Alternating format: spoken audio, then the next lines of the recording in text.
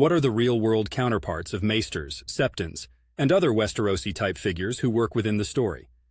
When you start peeling back the layers of George R.R. Martin's Asterisk, A Song of Ice and Fire Asterisk, you quickly realize that Westeros isn't so different from our own history. The real-world counterparts for figures like Maesters and Septons are sprinkled throughout our past, and even find echoes in our present. Take the Maesters, for instance. In the series, they're scholars, healers, and messengers who serve the noble houses. Historically speaking, their closest equivalents could be seen in the polymaths of the Renaissance, or even further back, the scholars of the Islamic Golden Age. If you were to focus solely on service to a household or community, these would remind us of the advisors and learned men who attended royalty.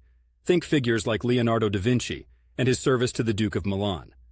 The Maesters aspect of record-keeping and wisdom-bearing might find some similarity with the monks of medieval Europe, meticulously copying texts and preserving knowledge in monasteries.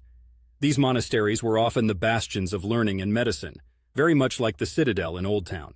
Now let's talk Septons. They're the religious leaders in Westeros, and if you were to draw lines to our own world, you wouldn't have to stretch the imagination too much. It's not lost on anyone with even a passing knowledge of history that the faith of the Seven mirrors aspects of the Catholic Church. Septons could be considered equivalent to priests or monks, and the High Septon shares a lot of characteristics with the Pope. The religious and political power they wield is certainly reminiscent of the Catholic clergy in medieval Europe.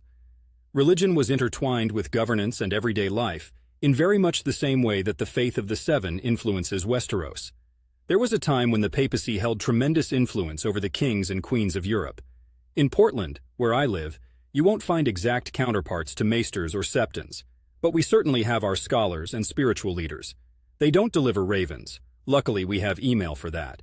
But professors, doctors, and librarians carry on the tradition of knowledge preservation and dissemination. Spiritual leadership, whether it's from a priest, rabbi, imam, or otherwise, still plays a huge role in the lives of many.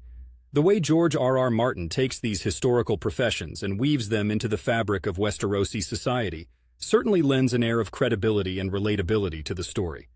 It's as much a mirror as it is fantasy, giving us a lens through which to inspect our own history and society.